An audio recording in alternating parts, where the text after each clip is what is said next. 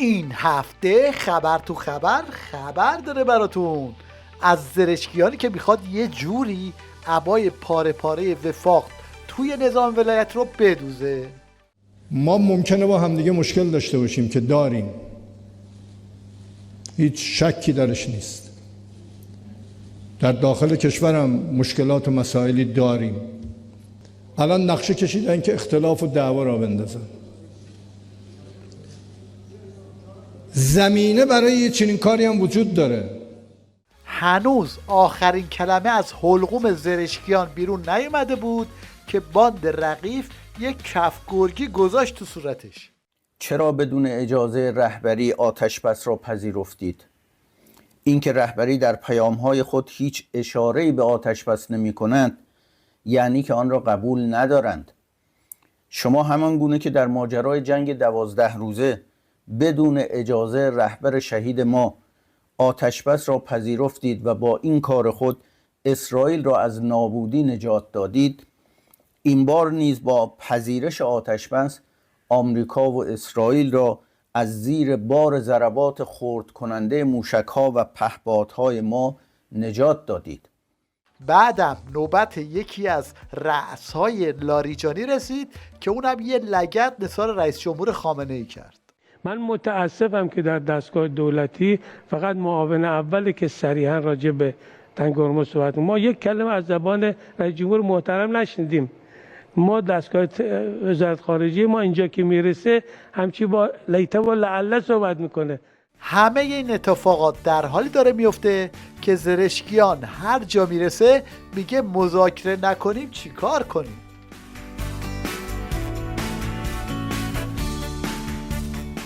از اون طرف هم بشنوید از این کارشناس تیوی ریش که میگه هر کی جنگ نمیخواد جمع کنه بره. به این معنا که هر کس میترسد برود، هر کس نمیتواند بر جنگ صبر کند برود، هر کس میخواهد به دشمن بپیوندد. امام ما فرموده است تسلیم نمیشه. ببینید کار رژیم به کجا رسیده که حتی حرفای عظما رو هم سانسور میکنن. گاهی اوقات الان از جاهای معلوم الحالی میگم بیاین پلاکارتایی که ما حرف رهبری رو نوشتیم، بیا آقا اینو بیار پایین. برای چی؟ نخیر دیگه خلوم بند خدا لولو برد. پویش پلاکارت پویش مهمیه، بنویسید انقدر بنویسید که نشه جمعش کرد. این یکی هم چماق رو برداشته و اینطوری داره وفاق تو نظام رو غبار روبی میکنه. چرا به دشمن دارید گرا میدید؟ چرا دشمن رو دارید وسوسه میکنید و باید از جمهوری اسلامی ایدئولوژی زدایی کرد؟ چرا این رو میگید؟ چرا مینویسید؟ خلاصه همه مورهای رژیم تو مخمسه گرفتار شدن و به روی همدیگه چنگ میندازن.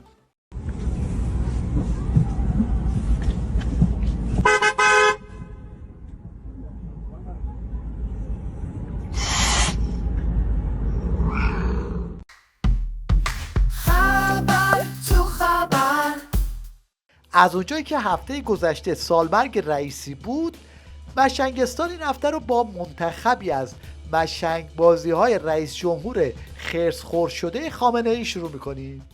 که امام فرمود او چه امروز از حلقوم رهبری میاد دقیقاً خواست مردم. به شوخی یا به جدی به جوانها گفتیم شما ازدواج رو از الان شروع کنید، ما هم انشالله شروع مسکن رو مسکن سازی صنعت پیشرانه لوکوموتیوی که تمام واگن‌ها رو دنبال خودش. این که من میگم به عقل مردم، ولی که مردم یعنی نگاهشون به کارهای تبلیغاتی پرپکانی با یک گزارش واقعی از برنامه و از عملیات شدن برنامه داشته باشن.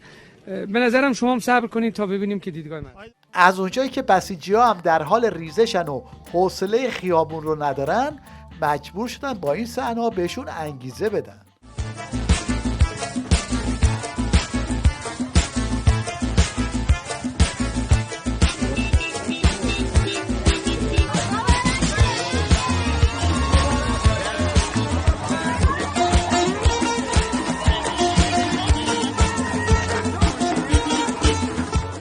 یه عده هم با خوندن این روزها به سبک رپ دنبال جذب مشتری هست.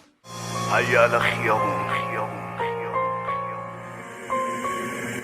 میدون با تو، خیابون با من، دیپلماسی با تو باشه، خیابون با من، هنزله با تو، خیابون با من، خیابون با من، خیابون با من، میدون با تو، خیابون با من، دیپلماسی با تو باشه، خیابون با من، هنزله با تو، خیابون با من، خیابون با من، خیابون با من. کفگیر طوری به تهدیک خورده که این یکی میگه یه کاری کنید جنگ بشه تا امتحان دانش آموزا مجازی بشه.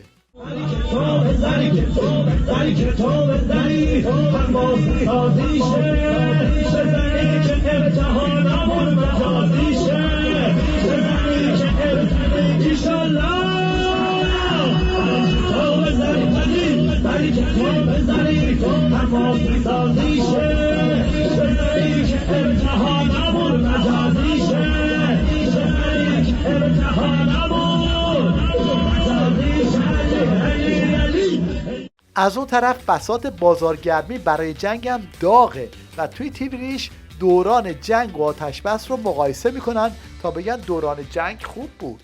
ما حدود 40 روز درگیر جنگ نظامی بودیم، 40 روز درگیر مسئله مذاکرات. ببینیم داده و ستانده ما توی این ایام چی بوده.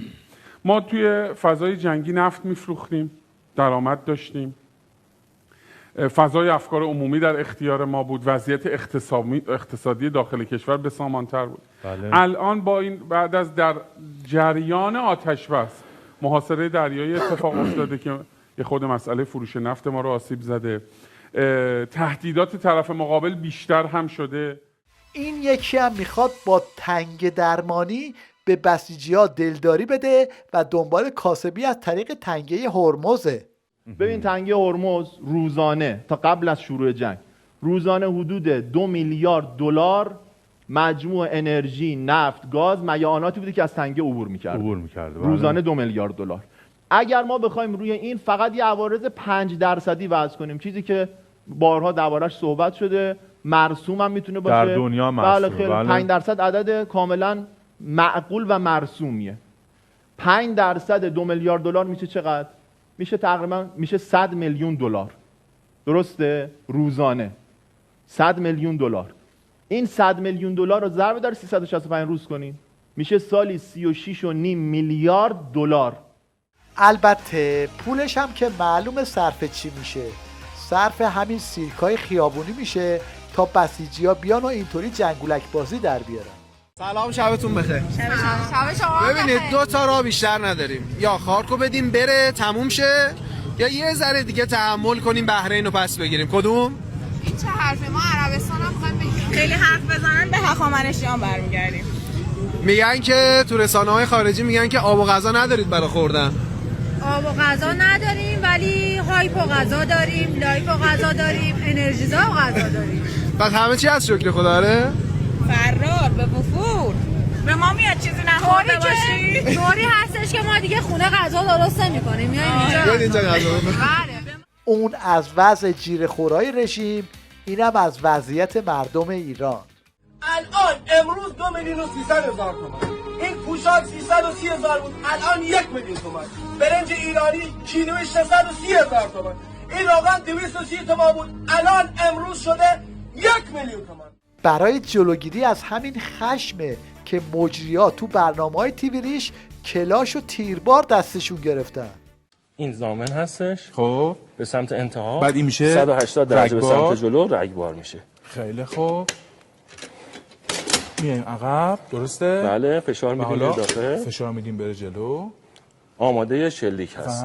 بذار اسلحه خالی هم گفتن رو به کسی نگیرید. من اینوری بگیرم که هیچکی نباشه. رو به میزه،